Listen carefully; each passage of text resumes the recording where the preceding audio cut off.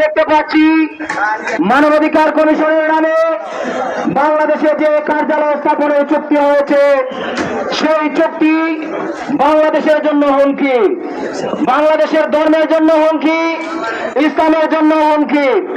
এজন্য আজকের এই প্রতিবাদ সমাবেশ থেকে ইউনূস সরকারকে আমরা বলতে চাই যে মানবাধিকারের নামে বাংলাদেশকে নাটক মঞ্চ বানানোর জন্য আপনারা পায়তারা করছেন। আপনাদের এই উদ্দেশ্য বাংলাদেশের তৌহিদি জনতা কোনোভাবেই সফল হতে দেবে না।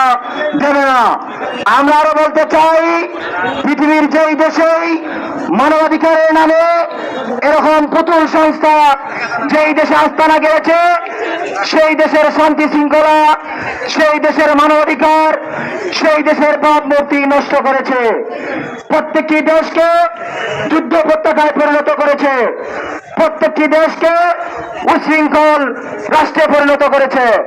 এজন্য আজকের এই সমাবেশ থেকে আমরা বলতে চাই, ইউনূস সরকারকে, আপনাকে জনগণ আস্থার সাথে বসিয়েছিল, জনগণের আস্থা যদি আপনি ভেঙে ফেলেন আপনাকে আস্ত করে নিক্ষেপ করবে বাংলার জনগণ। এজন্য আপনাদের শুভবুদ্ধি উদয় হোক, এই মানবাধিকারের নামে নাটক মঞ্চ যেন বাংলাদেশে কোনো কার্যালয় না করতে পারে। আমরা আজকের এই মহাসমাবেশ থেকে এর তীব্র এবং নিন্দা প্রতিবাদ জানাচ্ছি।